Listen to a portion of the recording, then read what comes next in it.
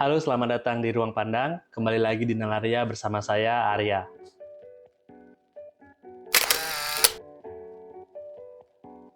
Dalam kehidupan sehari-hari, kita sebagai manusia memiliki interaksi dengan manusia lainnya. Maka dari itu, kita manusia itu disebut sebagai makhluk sosial. Interaksi antara manusia ini sendiri bisa disebut juga dengan pergaulan. Di dalam pergaulan itu sendiri, kita akan bertemu dengan banyak sekali orang-orang, baik itu sebagai seorang teman, keluarga, ataupun kolega kerja. Orang-orang itu tentunya memiliki sikap dan juga memiliki kepribadian yang berbeda-beda. Ada yang sesuai dengan kita, ada yang beberapa mungkin tidak sesuai dengan yang kita harapkan. Tetapi pernah nggak sih kalian ketemu dengan orang yang memiliki overconfidence? Mereka sangat percaya diri, apalagi di zaman sekarang ya, di zaman sosial media. Apa yang mereka miliki harus orang lain tahu, apa yang mereka lakukan harus orang lain tahu, apa-apa mereka posting di sosial media, semua orang harus tahu. Atau istilahnya dengan pamer. Entah barang itu punya sendiri, ataupun barang itu punya orang lain, setidaknya dia merasa ketika dia posting di sosial media, itu milik dia sendiri. Selain itu, pernah nggak sih kalian ketemu dengan orang yang ketika kita curhat, respon mereka itu tidak sesuai dengan yang kita harapkan? Seperti contohnya ketika kita curhat ke teman kita tentang masalah keuangan kita, tetapi teman kita responnya itu seperti ingin memperbandingkan kesengsaraan kita, atau dia malah menunjukkan barang-barang yang dia punya. Malah dia ngobrolin dia mau jalan-jalan, ataupun dia mau beli sesuatu, entah barang-barang branded, tas branded, ya kan tentunya itu nyebelin ya untuk kita. Nah, sebenarnya hal itu bisa menjadi salah satu indikator dari sifat narsis. Jika teman kita yang kayak gitu aja kita sebel, coba bayangkan, ada seorang pemimpin negara dan dia memiliki kekuasaan dan melakukan hal-hal yang menyebalkan seperti itu. Langsung saja kita masuk ke pembahasannya.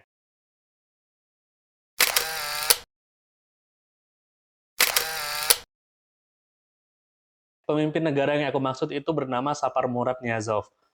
Sapar Murad Niyazov ini sendiri merupakan presiden pertama dari negara Turkmenistan. Nah, kalau yang belum tahu negara Turkmenistan, sama. Aku pun sebelumnya tidak tahu di mana itu Turkmenistan. Tetapi ternyata negara Turkmenistan ini merupakan salah satu negara pecahan dari negara Uni Soviet. Sama seperti Kazakhstan, Uzbekistan, Tajikistan, Kirgistan. Mungkin beberapa negara itu lebih familiar di telinga kita. Negara ini berada di sebelah timur Laut Kaspia. Turkmenistan memiliki ibu kota bernama Ashgabat. Kita ngomongin sedikit tentang kondisi geografis negara Turkmenistan. Negara ini didominasi oleh gurun yang merupakan bagian dari gurun Karakum. Maka dari itu, iklim di negara ini merupakan iklim yang kering. Akan tetapi, secara ekonomi, negara Turkmenistan ini cukup stabil karena mereka memiliki minyak dan gas. Kedua komoditi ini menjadi komoditi utama yang membuat ekonomi di Turkmenistan ini stabil. Sektor yang menyokong ekonomi negara Turkmenistan ini selanjutnya adalah dari pertanian kapas dan juga dari peternakan. Untuk mata uang dari negara Turkmenistan ini adalah manat, di mana satu manat itu kurang lebih Rp4.000 saat ini. Secara demografis, negara Turkmenistan ini didominasi oleh bangsa Turkmen, kurang lebih sebesar 77%.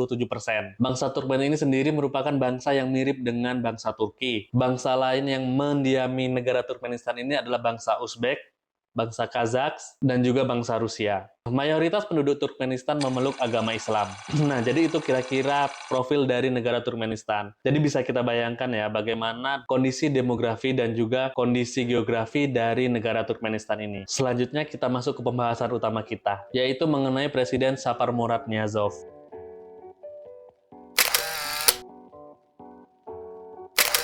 Pak Niyazov ini sendiri menjabat menjadi presiden di Turkmenistan mulai dari negara ini berdiri di tahun 1991 sampai dengan 2006. Masa jabatan yang cukup panjang menjadi seorang presiden ya. Sebelum itu, beliau menjabat sebagai Ketua Majelis Agung Soviet Republik Sosialis Soviet Turkmenistan. Panjang ya. Dimana jabatan ini setara dengan presiden juga sebenarnya. Tetapi pada masa itu, Turkmenistan itu menjadi negara bagian dari Uni Soviet. Kita masuk di beberapa hal-hal unik yang dilakukan oleh Presiden Niyazov ini selama menjabat sebagai presiden. Yang pertama, beliau menasbihkan dirinya sendiri itu sebagai Turkmenbashi. Jadi, Turkmenbashi ini sendiri berarti adalah pemimpin bangsa-bangsa Turkmen atau ayah dari bangsa Turkmen. Yang lucunya, julukan ini disematkan oleh dirinya sendiri. Karena biasanya kan julukan tuh diberikan oleh orang lain kan. Ini dia memberikan julukan kepada dirinya sendiri sebagai pemimpin bangsa Turkmen. Sungguh sangat mantap presiden ini. Hal kedua yang cukup unik, Presiden Niyazov ini menulis buku. Bukunya itu berjudul Ruh Mana. Buku Ruh Mana ini sendiri berisi bimbingan spiritual, moral, autobiografi, dan juga sejarah. Sebenarnya mungkin tidak ada yang aneh ya jika seorang pemimpin negara menulis buku. Tetapi hal yang cukup menggila adalah Presiden Niyazov ini menjadikan buku yang dia tulis sebagai salah satu kurikulum wajib yang harus diajarkan di sekolah, dan bahkan katanya sampai menggantikan mata pelajaran aljabar. Kemudian buku-buku ini juga harus dipajang di semua sekolah dan kantor-kantor pemerintahan. Dan cara pemajangannya juga cukup unik karena harus dipajang berdampingan dengan Al-Quran. Bahkan untuk menjadi pegawai di pemerintahan negara Turkmenistan ini, atau untuk menjadi PNS negara Turkmenistan, salah satu materi dari ujiannya adalah dari buku Ruh Mana ini sendiri. Jadi kita harus menghafal isi dari buku Ruh Mana ini untuk bisa masuk menjadi pegawai pemerintahan di Turkmenistan. Jadi kalau di Indonesia PNS itu harus ikut tes potensi akademik, ikut tes kompetensi bidang. Kalau di negara Turkmenistan ini adalah salah satunya kita bisa menghafal isi buku Ruh Mana ini. Ruh Mana itu sendiri berarti buku jiwa. Hal ketiga yang cukup gila dilakukan oleh Presiden Niyazov ini adalah nama bulan-bulan dalam satu tahun itu diganti namanya. Ada beberapa bulan yang diganti oleh namanya sendiri dan juga oleh nama ibunya. Nggak tahu keuntungannya apa ya. Mengapa sampai kepikiran nama bulan aja harus diganti gitu. Apa kepentingannya? Kita juga nggak tahu ya. Entah itu propaganda, entah itu agar namanya disebut. Oh, kamu lahir di bulan apa? Oh, saya lahir di bulan Niyazov. Atau saya lahir di bulan Turkmenbashi. Agak aneh emang, agak menggila memang presiden ini. Yang lebih aneh lagi adalah ketika ada meteorit yang jatuh di negara Turkmenistan, meteorit itu dikasih nama dengan nama presiden ini sendiri. Aduh, udah nggak habis pikir memang jalan pikiran presiden ini. Hal yang selanjutnya yang cukup familiar sebenarnya dengan pemimpin-pemimpin negara adalah beliau, Presiden Niyazov ini, membangun banyak sekali patung-patung dirinya sendiri yang diletakkan di pelosok-pelosok kota. Hal ini salah satunya adalah untuk mengingatkan masyarakatnya tentang jasa Presiden Niyazov ini memerdekakan negara Turkmenistan. Kelakuannya yang keenam adalah memasang foto-foto dirinya sendiri di pelosok kota. Cukup familiar lah ya dengan memasang foto-foto di mana-mana ini. Seorang pemimpin memajang fotonya sendiri di mana-mana, di kotanya. Entah apalah maksudnya. Apa dia mau bilang ini kotaku? Nah, ada wajahku di mana-mana. Hati-hati kalian ya. Nggak tahu juga apa keuntungannya. Sebenarnya masih banyak lagi hal-hal unik yang dilakukan oleh Presiden Niyazov ini sendiri. Tetapi 6 hal yang aku sebutkan tadi setidaknya cukup mewakili lah ya. Bagaimana uniknya kelakuan dari Presiden Niyazov ini sendiri. Bagaimana dia menggila dengan hal-hal yang dia inginkan harus terjadi di negaranya sendiri. Ya maklum lah, dia kan seorang pemimpin, dia seorang presiden ya. Yang jadi pertanyaan saya, bagaimana sih rasanya menjadi penduduk Turkmenistan ini? Apakah ya, tapi kayaknya sih oke-oke aja lah ya. Soalnya nggak ada kemelut-kemelut atau apapun ya, kita juga nggak tahu lah. Apa mereka nurut-nurut aja, oke, Bapak mau itu silakan, Bapak, yang penting saya kenyang. Ya kalau kenyang, kalau enggak,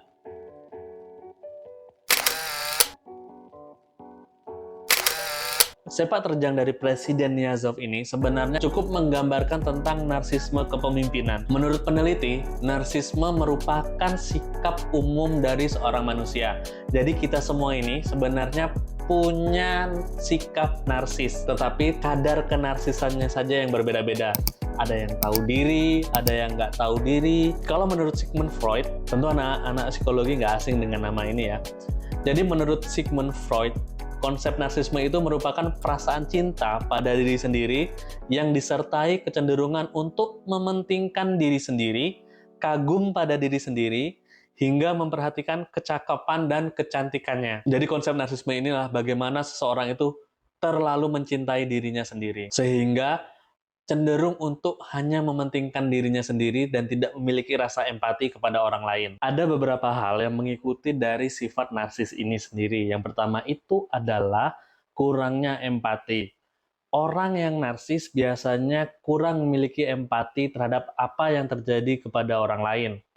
Hal ini dikarenakan tertutupi dengan rasa terlalu mencintai diri sendiri ataupun menginginkan menjadi satu-satunya orang yang harus dimengerti. Yang selanjutnya, orang narsis ini jika diperlukan, dia mau memanfaatkan orang lain untuk mencapai apa yang diinginkannya. Kalau yang ini agak jahat ya orangnya ya, suka memanfaatkan orang lain gitu. Yang ketiga, mereka merasa berhak untuk mendapatkan penghormatan yang tinggi dan juga mendapatkan hal yang terbaik. Mereka merasa bahwa dirinya lah yang paling sempurna dan dirinya lah yang harus dihormati, sehingga apapun yang terbaik itu harus punya dia sendiri. Sehingga ketika ada orang lain yang memiliki hal yang lebih baik dari dirinya, ada perasaan atau ada ego yang terluka dalam seorang yang memiliki sikap narsis ini. Wow, diam aja, diam aja.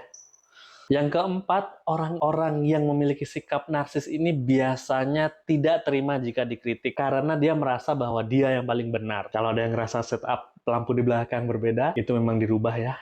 Feng Shui-nya kurang bagus tadi. Dan hal yang terakhir tentu saja adalah sikap narsis ini juga membawa sikap overconfidence atau rasa percaya diri yang cukup tinggi, yang berlebihan, sehingga memandang bahwa dirinya sendiri ini adalah sosok yang paling sempurna. Yang aku tahu bahwa narsisme ini memang kadang cukup nyebelin ya, melihat orang yang terlalu pede dengan dirinya sendiri, padahal ya sebenarnya dia nggak sebegitunya lah, biasa aja gitu. Sebenarnya antara kepemimpinan dan sikap narsisme ini sendiri memiliki hubungan yang sangat dekat, erat sekali hubungannya. Karena biasanya sifat narsisme ini dibarengi dengan keinginan untuk mendapatkan kekuasaan, uang, dan juga prestige. Di mana kekuasaan, uang, dan prestige ini sendiri merupakan salah satu keuntungan sebagai seorang pemimpin. Kalau kita tarik lagi di masa sekarang, sebenarnya narsisme kepemimpinan ini cukup banyak terjadi di sekitar kita. Terlebih hal ini menjadi lumrah karena di mana pemimpin di masa sekarang ini merupakan pemimpin-pemimpin populis.